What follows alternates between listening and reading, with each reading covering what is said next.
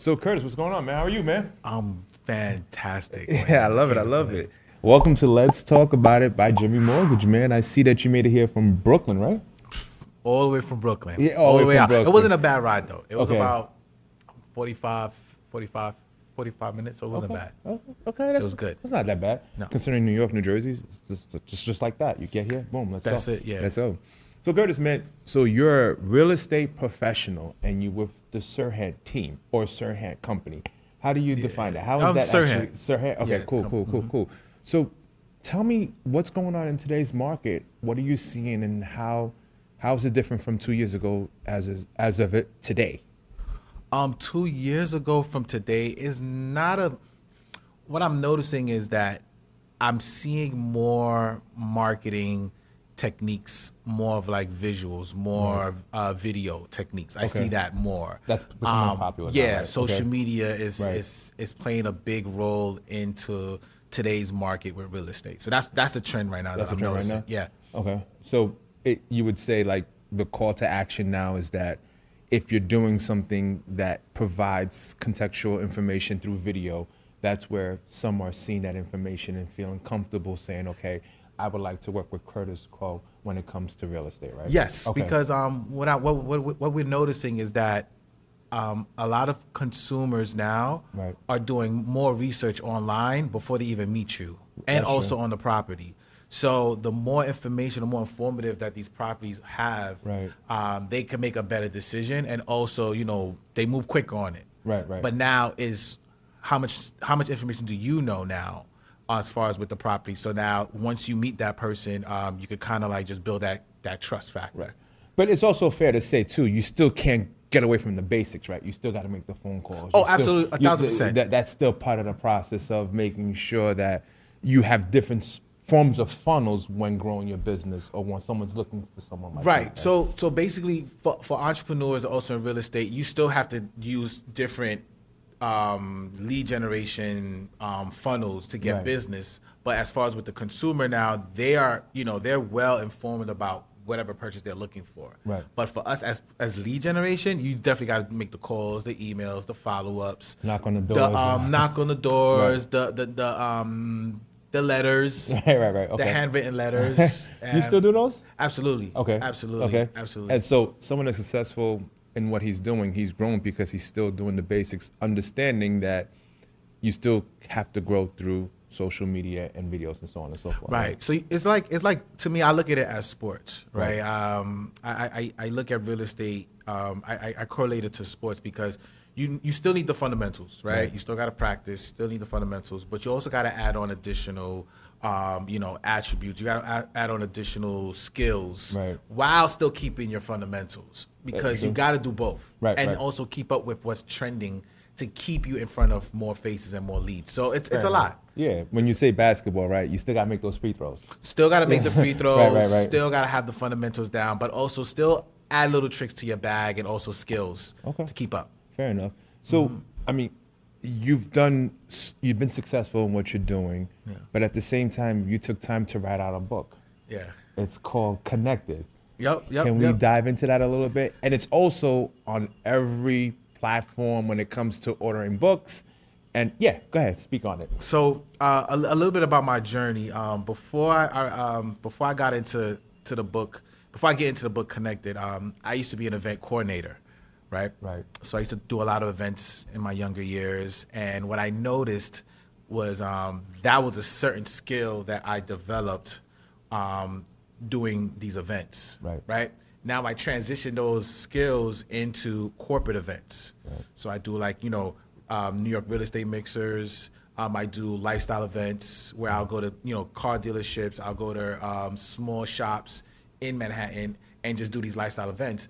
Now, when I go back and look at it, it's all about networking. It's all about creating a network. Right. So what made me write this book was because a lot of people have been asking me, hey, Curtis, I want to create my own networking event. I want to do my own, mortgage event. I want to do my own, real estate event. Right, How do right. I do that? Right.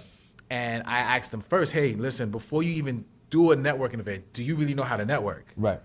That's important. You need Right. that ingredient, because if you don't have a network, You can't throw a network. You can't do a networking event. You can't do an event if you don't know how to network. Right. So when I ask that question, people are like, no, I'm very shy. I'm an introvert. I don't know how to network. Right. So I said, you know what? Let me write out the fundamentals. Let me break down the ingredients. So the recipe's in the book. The recipe is in the book. Okay. The recipe is in the book. Okay. And it took me a while. It took me like 2 years to write the book. And I said, you know what? Let me now, share my thoughts to my audience and to my clients. Right. And it's funny you said that, right? Because when I purchased the book, I got 2 copies, by the way, of course. I had to support the brother. Nice. He's doing what he's doing. One of the things I like about books is like the first page usually keeps you informative. Like, do you want to read it, or how fast you're going to read it? Like, how you're going to contextualize the information, trying to get what's going on, right? Yeah. But the hook, like you said, was so important. Like I said, I read through the book really quickly on my flight to Nashville, and I'm like, all right, cool. Right. It was easy to read, right? It was an easy read. Easy read, no problems. And I'm looking at it, but one of my favorite chapters was chapter 3, which is like, it talks about a great network is like a well-built home. Its strength is on its foundation. Mm-hmm. Got to talk about that, man, because I love that chapter. I mean, it's true because when you're building a relationship or when you're building a network, you want people to trust you and you want people to move forward. So wherever you go, they go, right? Right. And before that could even happen, there's a level of trust and there's a level of foundation that needs to be built, and that takes time. Right. You can't build trust overnight. You can't build trust over a couple months. It takes a time. It takes it's a consistent it's a consistent how could I say this? Is a consistent way of being authentic, right, and also showing the person who you are authentic wise and being consistent with it, as long as you're showing that you're not trying to have bad intentions, right. Or you're just trying to be a salesperson. It's like you're trying to get something out of it, right? So that takes time, because remember, in New York and just overall, people don't trust nobody. No. Like, what is it? What is it in it for me? Right. Why are you giving me? You're like, what is it? What are you trying to get from me? So like, what's going on? What's happening? Right? Exactly. So people don't understand that when you build trust, it comes with a lot of just time, right, giving value without anything in return, right, and being consistent and having empathy. Right. Empathy plays a huge part in building a relationship, because sometimes a lot of us go through a lot of stuff in life, right, and we still have to smile, right? We still have to conduct business. But if you know the other person on the other side has empathy and understands where you're coming from, it brings their guard down a little bit more, because it comes across genuine. It comes across genuine. It definitely does, because especially when it comes to what we provide, right? Value and shelter. If you're hiding, if you're not being authentic, if you're not keeping it real, like they would say, then how do you want that person to instill their life savings into something that you said that it may work out for them? Mm-hmm. So they always have to try to validate that, and you have to make sure every time you're not as guarded, but showing your display of like, yo, I got you, I'm gonna take care of you. You know what? When we finish with this, does your family member also need another house, right? Like, because you're just, it's like the wheel, right? It's spinning, and that's how you grow your business. Your real referral, I mean, the person you work with is your referral partner. Correct. Who then grows these trees. That's what you're doing today. That's why you're successful at when it comes to real estate, right? You have the ingredients, and it's in your book called Connected. And the funny thing is that the people that attend my events, right? I haven't done any business with them, period. And they've been coming to my events for over 7 years, and I don't ask them for $1. I don't because my events are free, right? And sometimes they don't give me the business. I mean, I will do business with them, but they refer me business. Okay. So the people that attend my events usually are the people that I don't do business with. Is the people that they refer me to that don't even attend my events. Right, which makes sense. So it's like, I'm showing you, I'm giving you value. I'm creating different resources for you at my events, right, with no charge, right? just keep me in mind whenever you need help or somebody in your immediate family or in your friends need help, and that's what happens. So was this fair to say you're the founder of New York Mixer, right? How has that journey been, right, from inception to today? How is it what you thought it would be today? No. So I always get this question asked all the time. Okay. So I started the NYREM, the New York Real Estate Mixer, about 7 years ago as a home buying seminar. Okay. So it was strictly for just home buyers. I was building my business. I needed a pipeline of buyers. So I had to ask myself, okay, how could I use my skills and just create a foundation for just buyers for me immediately, in the palm of my hands, right here. Right. And what I did was I started doing these events as a home buying seminar, not knowing that bankers started to attend, a banker started attending, attorneys started attending, real estate professionals started attending, and I could have told them this is only for first time buyers. I could have said that. You could have, right? But it evolved into something different. I mean, it evolved into something bigger than I expected, and it just became a hub for just networking for all real estate industries. Right. So I just let it be, and now it's one of like the most known real estate events in I would say the tri-state area. That's a great argument because you're doing what you're doing. Like every time, once a month, someone's like, "Yo, you going to Curtis joint? You going to Curtis joint? You going to Curtis joint?" And you've built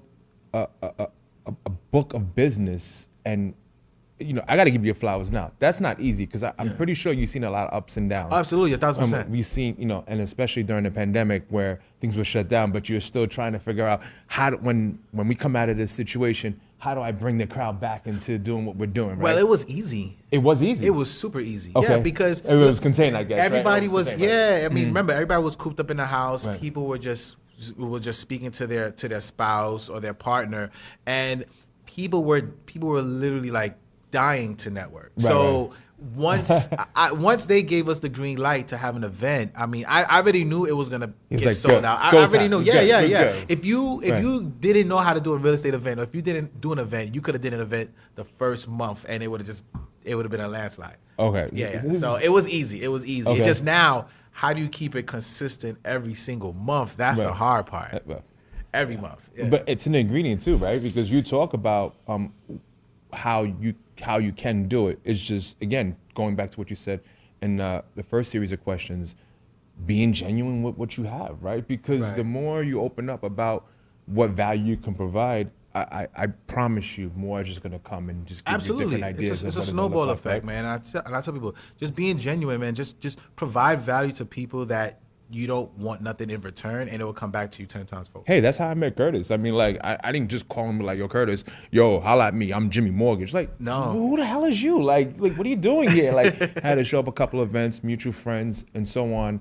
And that's how I got the opportunity to have you on my show. It's just me showing that whatever it is, it's just a genuine relationship. Whatever happens from this, it's gonna be okay because at the end of the day, it's value for value, and we're gonna maximize this bad boy. Exactly, right? exactly. And I appreciate this opportunity because this could be a platform for somebody that hasn't known, that haven't heard of me, right, or heard of me and didn't know what I was doing, and now they get a chance to kind of like see the inside scoop on like how things are done, and also they have a familiar face, which is you speaking to me as a cosign. So now they're like, oh wait, you know what? Maybe this guy is pretty cool. Right. Let me check it out. Let me check it out. Right. Let me check it out. You cosign for me. Absolutely. So Curtis, when someone thinks of Sirhand, they think of luxury listing. Yeah. Can you explain that you cover all bases when it comes to listing homes? Listen, you got to get that mindset. I'm a transaction agent, man. Listen, I do the rentals, I do the luxuries, I do the co-ops, the condos. I'm a transactional agent. A transactional agent. Transactional. I'm going to make it work. Yeah. Okay. So at the end of the day, someone's coming to you, regardless of the price point, I'm going to help you. Regardless of the price point, I'm going to help you. As long as you're motivated and you're ready to go, I'm ready to go. Okay. And also, too, in today's world, how do you see real estate now than the past 6 months? Because we have a new administration in. So we're not going to talk about politics. That's not what we're talking about. Yeah. We're not going to talk about that. But how have you seen in the past 6 months, how have you seen the real estate navigate now from then? I feel like right now buyers was on the fence, but now they're like, you know what, this is the new norm. I'm not gonna wait anymore. Okay. Real estate rent is getting high, especially in New York. Right. Inventory is low. I talked about that on one of my posts. Inventory is slightly low. I mean, we're noticing an increase a little bit in inventory, but not a lot. Okay. Not a lot. And I think it's because whoever's selling, the interest rates is high, they don't know where they're going to buy. Right. So with that being said, I think buyers are out there putting in offers, knowing that there's no wiggle room. There's no wiggle room.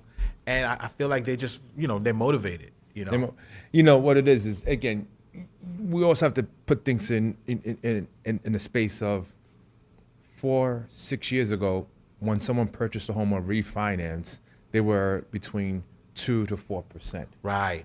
And now we've seen the increase in rates. Some are hesitant because if I have a 2.4, I'm not leaving this bad boy. And home appreciation has grown, in my mind, year over year, at least 15% or more. Mm-hmm. Right. So someone is saying, I have all this equity. Why would I move? And why would I take all this equity and apply it to the house? But the question is, at some point, if you're outgrowing your house or you need to downsize, especially in the tri-state area, New York specifically, you have to do it. And they need to call you when it comes to that, right? Because they have to understand that if you have 2-3 kids, you can't be in a one-bedroom apartment anymore, one-bedroom condo, right?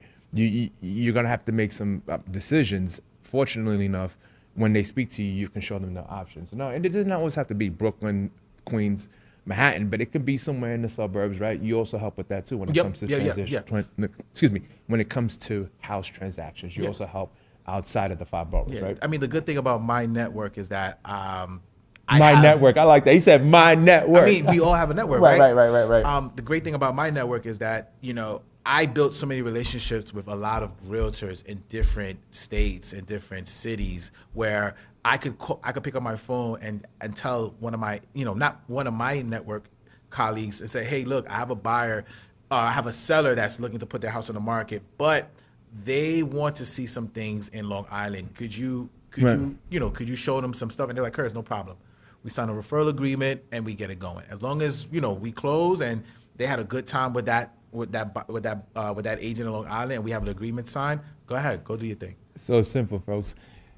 When that number comes up, Curtis Quow, that number, everybody knows, pick up because Curtis got that deal. Yeah, because I'm referring. I'm referring. The thing is, I'm going to delegate what I cannot do, or if I'm not known in that area, to somebody that is. You work smarter, not harder, and that's what Ryan does. Ryan is he is so efficient with his time, and that's why he has a huge network. Right. And he's not everywhere at one time. No, he has great agents under him where, a buyer wants to buy a property in Tribeca, whatever the dollars amount is, he could refer it. Right. But know that his team is going to take care of that.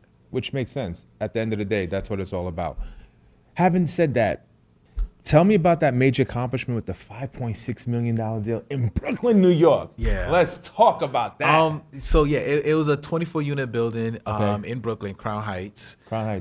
It was a building that I've been managing for a few years. Okay. And they finally decided to put it on the market. Right. The good news is that we didn't have to put it on the market. We sold it off market with me and my colleague, Matthew Scott. So it wasn't handed to you. You was actually managing this building. Yeah, and I tell people that, I manage a few buildings in Brooklyn where I'll do the rentals, and I make sure that the landlords renew the leases. And these are like big buildings, 24 unit, 17 unit buildings, 15 unit buildings. And, just hoping that one day they're going to give it to me to sell. And my man is acting real humble about it. That's a lot of work because not everybody's paying their bills and not everybody's doing all that. Yeah. Not everybody, when something is breaking, something is breaking, that's not English. When something is broke, you can't contact that person. They contact you. So your phone is blowing constantly, right? Yeah. But I like how you're keeping it humble. That is a lot of work to manage these buildings. You got to give that up. No, I mean, it is a lot, but I'm understanding how. So the thing is, I'm managing the buildings. Right. I'm not really the property manager. They have a property manager, Right. but I'm the one that kind of, they'll contact me if they need to renew the lease or if they need to rent it out. Right. But they have their own property manager. That's Okay. on call. Okay. So I have a relationship with a lot of property managers because of the relationship I have with the landlords. Landlord. Okay. Right. Because that is a lot of work. It is a Yeah, lot. yeah. It is a lot. But I did manage like 2 buildings, personally, like on hands-on. Or hands-on. Okay. Yeah. But at the end of the day, remember, if the property manager's not doing something, you got to step in. Well, too, yes, right? yes, Right? yes. Because I So built it a does relationship happen, with right? the landlord. You Yeah. build a relationship with the landlord because if the property manager's not picking up the phone, they're all going to call Curtis. Yes. Right? And you need to be there to make sure that that what they're asking is there for them, because in their mind, I pay my rent on time. I want such and such and yada yada yada. So Right. you got to be there. You're the counselor. The mediator, the Yeah, counselor, right, the right. advisor, All that good stuff, all right? That. Yep. But it was a wonderful experience working at that type of a deal, because it was one of the biggest deals of my career. It was 24 units, and we did it off market, and we found the investor. Right. My colleague found the investor, and put it in contract. It took a little while to close because it had a few little some bumps and hurdles on it. As it should be, right? 5.6. Yeah, It's yeah. not going to be easy, right? Yeah. It wasn't going to be given to you. No. But you're only good as your last deal. And what I'm learning from it is that you don't want to stay too high, you don't want to stay too low. Right. You want to constantly stay at a pace and at a medium level, because you want to continue moving. And it's all Right. about momentum. Right. Especially when you love what you do. I love what I do. Yeah. Right. That's so important. So Curtis, I know you talk about New York Mixer. I'm gonna go back into it a little bit, because back in the days, me and my boys, we had Haitiano. Haitiano, Yeah. okay. So that now Haitiano Carlito, good friend of mine, he's with the Black Association now. Block Association. Block Association. Okay. Block Association. Yeah. And they do events. And I heard about the Block Association. Yeah, they're big. They're heavy. They're heavy. Yeah, I heard about them. So when I look at the New York Mixer and I look at the Block Association plus Carlito with Haitiano, you're right. He's been doing this for many, many years. I mean, we're talking, I'm not going to age myself, but we've been doing it for a minute. And to see what you're doing and to see what he's doing and to see how you guys table your values and growth when it comes to networking, Yeah. I'm proud of you brothers for doing Thank that. you, man. Because it is not easy, man. Yeah. The call, the texting, the Follow-ups, yeah. and then making sure that where you're doing it at, everything is up to par, right? And and especially you and I both know when it comes to New York City, if something is not, they will shut that down So real quickly. So that happened to me. That It happened to happened to me you. Wow. in December. Okay. So I do my mixes at this venue, 550 Vanderbilt, every single month. Right. But I switch it up sometimes. I'll go to Okay. Sirhand's office, or I do it at a lounge. But the day before the mixer, I get a call from the owner of of the venue and say, "Hey, Curtis, we got to shut. We can't open tomorrow." Wow. Again, I don't get too high. I don't get too low. Right. Other people probably freak out. People, I have Right. like about 400 registrations. Oof. People are, I got sponsorships. People Right. are, people are anticipating to Right. come. Fair enough. I didn't freak out. Just went into my Rolodex of contacts, called a few venues in the area. Hey, Right. look, the venue is temporarily shut down tomorrow. I have an event. I got like 200 people. Can we move them? Simple. No. I didn't go crazy. I didn't lose my mind. Okay. I just said, you know what? This is going to transition. It's going. We're gonna make it work. We're gonna make it work. We're And gonna literally, make it I got that call the day before, and I made it work. I found a venue 2 blocks down from the spot. Right. I told everybody. I put a sign right in front of the venue. Hey, we're relocating for here. We're relocating to this venue here. Right. Just for the month, and smooth transition. Oh, wow. I don't know. I ain't freak out. No too low, no too high. I was like, no, good. Everybody had a good time. Great. On to the next. So it's fair to say you're finding solutions when it comes to anything, Easy. Yeah. just like that. Yeah. I love It's it, man. about having a cool head when you're under pressure. Right. Yeah. Some people freak out under pressure. No, I don't. Well, I mean, I love what you're doing. I love your energy. Again, I know you through because I know of you because of Mike Joseph, Jess, the Legacy team. Okay, cool. Yalin. Yeah, all of yeah. It's a blessing for me to go back home and give back to the community that helped me got to the level I am today, which is the 718 Brooklyn. So I went to Brooklyn College, went to Midwood High School. You went to Midwood? We used to play against Midwood. I went to Wingate High School. I feel bad for you. Yeah. So back in the days, remember with the Juve, Crown Heights, I did it. Yeah. I did it all, man. Those were the years. But now I'm here in New Jersey. How you like it? It's for the family, right? I love it.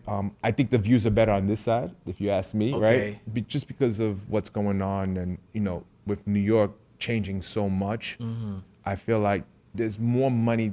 You can maximize your return here on this side of the Hudson. Okay. But every now and then, I'm going to your events. Like, I think you're having an event next week, right? Next week, February 26th. February 26th, you're having an event. So I'll go to that.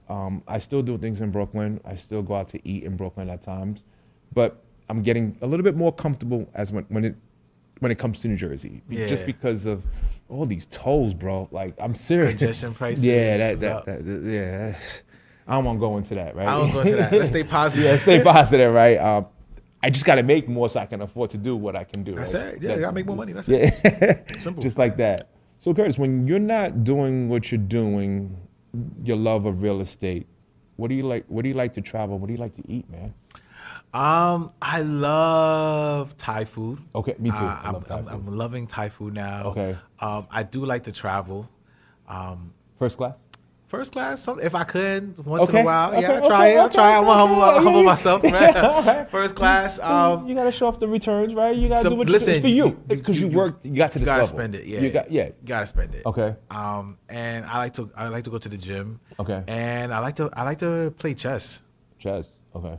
I don't know how to play chess. No, okay, it's okay. Yeah. But I understand the fundamentals, but I just don't know how to play it. Yeah. It's cool. It's a lot of thinking, a lot of strategic movings. But it's a good for me. I like to keep thinking. Right. So it complements what you do, right? Because of a lot of thinking, a lot of moving your parts. And clearly, you just showed an example where an event was canceled.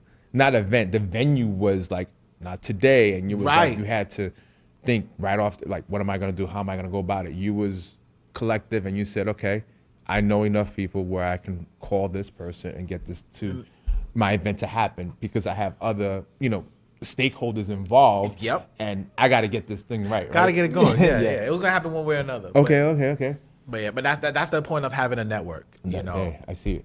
So from what does 3 years look like for you from now? Great question. 3 years for me looks like having a team. Okay. Curtis Quow team. Okay.